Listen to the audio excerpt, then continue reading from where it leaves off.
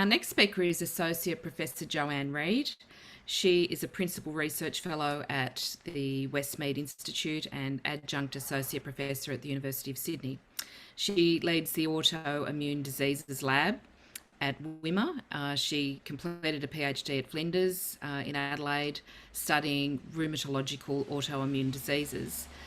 She was awarded an NHMRC C.J. Martin Fellowship for her postdoctoral positions at New York University and ANU, followed by an appointment as a New South Wales Health Fellow at the Garvan. So her research focuses on understanding the origins and pathogenesis of autoantibody mediated autoimmune disease. And I'd like to welcome Joanne. Okay, thank you for that introduction. Just sure my screen is sharing.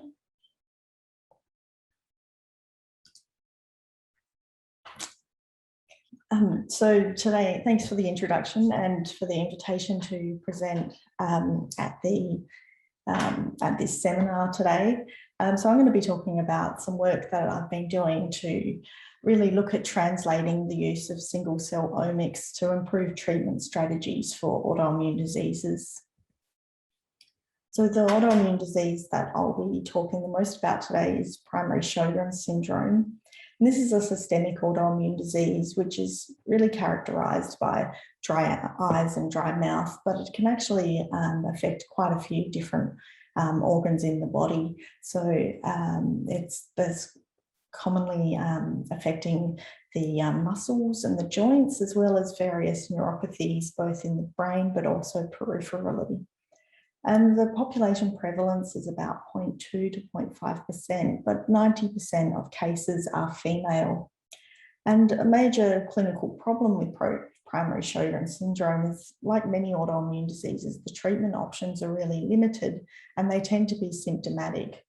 And often these autoimmune diseases are treated with broad immunosuppression, which can have ongoing side effects. And the pathogenesis of disease, like many autoimmune diseases, is variable and occurs in stages.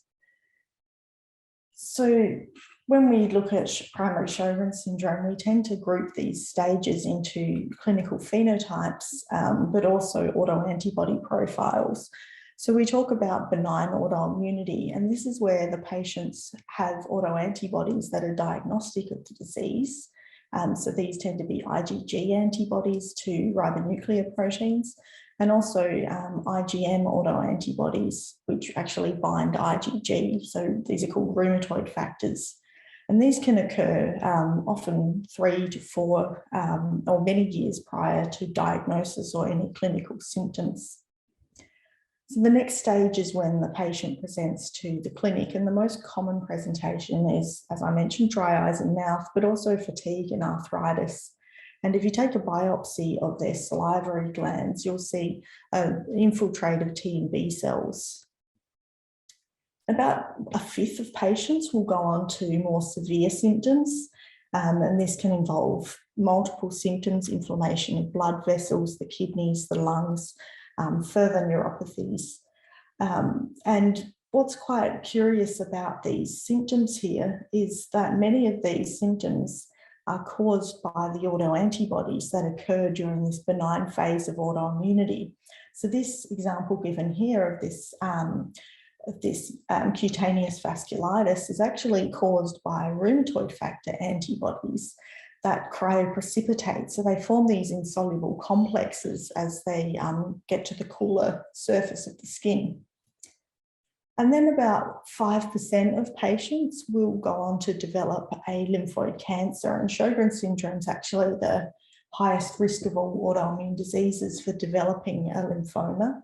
And the lymphoma tends to occur in the salivary glands where the initial injury happens. And a few studies have looked at these lymphomas and actually found that the lymphomas express the same rheumatoid factors that we see in these benign stages of autoimmunity. So a key question in my laboratory is, what explains this transition from benign to pathogenic autoimmunity? Why do some patients only progress so far while others get these really serious complications? And importantly, how can we stop this process from happening? So my lab's been really interested in applying genomics to solve these problems. And we've got an approach where we have actually isolated the autoantibodies from the patient's serum and done mass spectrometry sequencing of them. And then from the same blood sample, we also take the patient's cells and we do massively parallel sequencing of the antibody genes. And we compare the two data sets, and this actually gives us the full-length autoantibody sequence. Once we've got the sequence of the autoantibody, we can then go back to the patient's cells and focus in on the cells that are actually expressing the autoantibody sequence and get a whole heap of information about those cells. We can look at their gene expression, their DNA mutations, and we can also do a lot of functional studies by expressing the antibodies from the patients and really defining which autoantibody is pathogenic.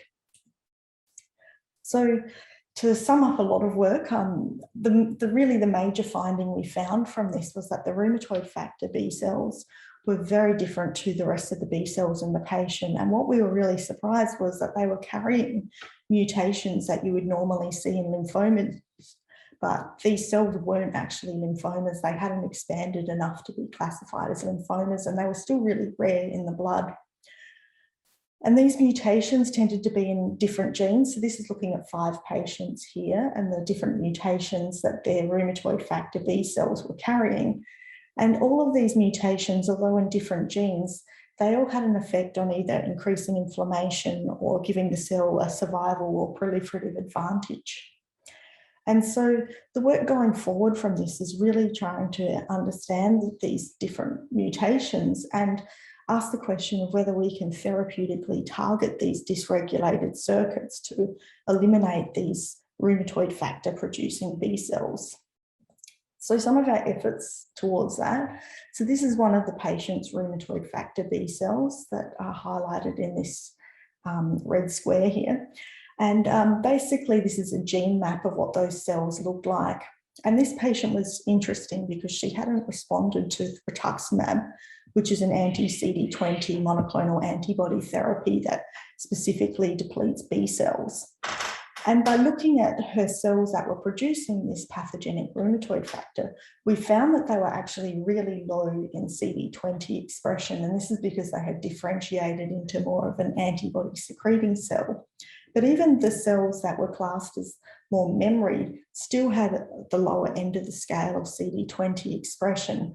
So we suspect this is why this treatment wasn't appropriate for this patient. Now, a lot of cancer immunotherapies are starting to be used in autoimmune diseases like Sjogren's syndrome, and ibrutinib is one that's currently got a lot of hype around it and is undergoing clinical trials.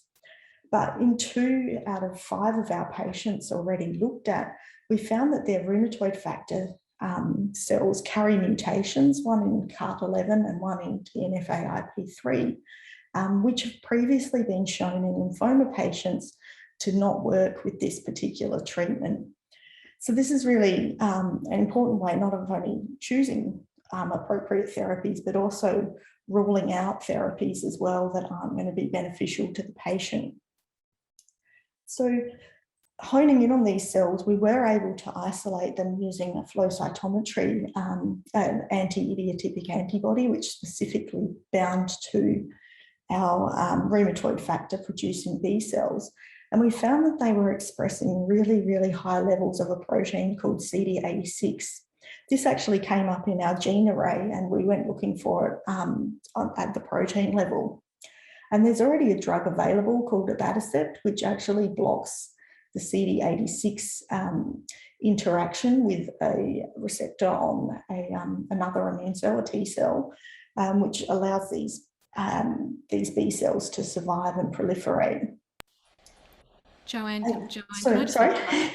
Sorry, you've got 1 minute left. Yes, sorry, nearly done. So these, yes, so we gave these patients this treatment, this abatacept treatment, and we found a reduction in their rheumatoid factor antibody levels But interestingly enough, there are other autoantibodies that I talked about earlier, the ribonuclear protein antibodies. They weren't actually affected. This antibody level didn't change. So it suggests there's a different mechanism for these different antibodies that are being produced. But this abatacept here looks like a really good treatment for people with pathogenic rheumatoid factors.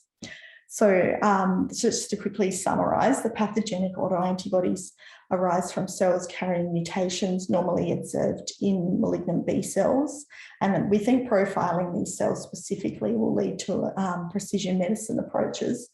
And that this single cell omics approach is applicable for a lot of other diseases as well, where you can pick out a pathogenic immune cell and really target that cell for therapy. So I'd just like to acknowledge my lab group at the Garvan Institute, Flinders University, Adelaide University and Westmead Hospital and UNSW that made this study possible, and happy to take any questions. Thank you for that fantastic presentation.